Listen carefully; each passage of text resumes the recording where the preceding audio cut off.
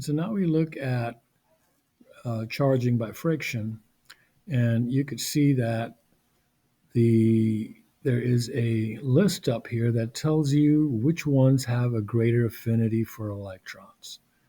And so if I choose to rub two items like rubber and fur, it looks like the electrons decided to go to the rubber from the fur. And so you'll find that they actually go down this list. And so you see that from fur, it went down to the hard rubber. And so you could think of these guys down here, the saran wrap, the vinylite, and the hard rubber, as being like rock stars for, and the electrons are really happy to go to them, to be around them. So the electrons will always race downwards. It'll go from mica to wood or from cotton to the rubber balloon. And so you can see the balloon is down here. It's pretty high up. So if you're taking your balloon and rubbing it to your hair, not to any of these type of items, but anything above here, then you are pulling electrons from there to the rubber balloon. If you look here again, we see a glass rod and silk. And so when you rub them together, before you do that, you could look up in here and say, who's the electrons going to go to? And so you could look and you see that silk is up here and glass is up there. So it goes from glass down to silk. Okay, from glass to silk. Keep in mind, the only way you can make something positively charged, again, is by stripping electrons away from it. The only way you can make it negatively charged is by adding electrons to it.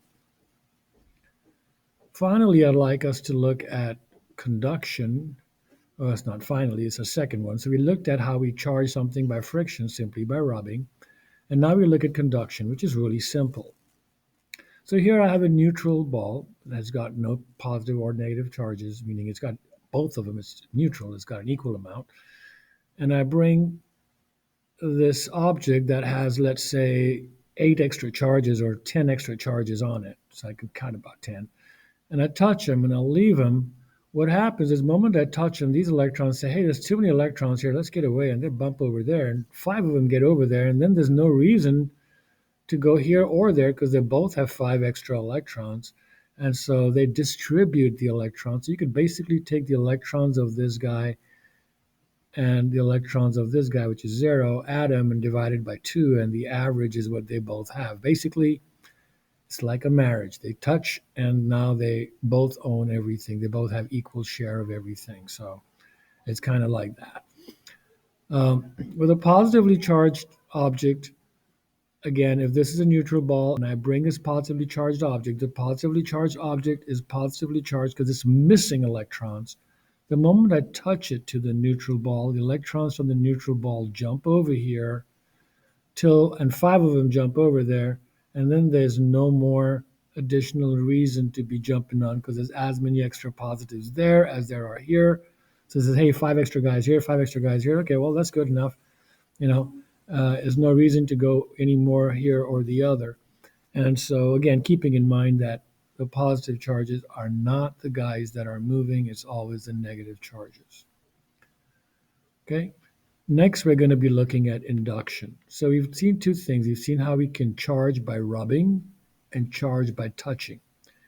An interesting thing is if this had, say, 10 electrons and this had 25 electrons, or say this had 10 and this had 20, and I touch them together and I separate them, they'll have 15 each. So it doesn't necessarily have to be that one of them is neutral. If the other one had charges as well, whatever they have, they add them both up, the extra charges from both, and then divide it by 2. And it's because they basically divide everything. The charges will move until there's no reason to move from one to the other. Okay? And so now we look at our final way of charging by induction. I will be running out of video time on this one, so I will continue on the next one. But you can see that I've brought a negative charge rod near here, and this metal sphere has gotten polarized. And next we'll see how we use this polarization to charge this particular thing without touching it in any way.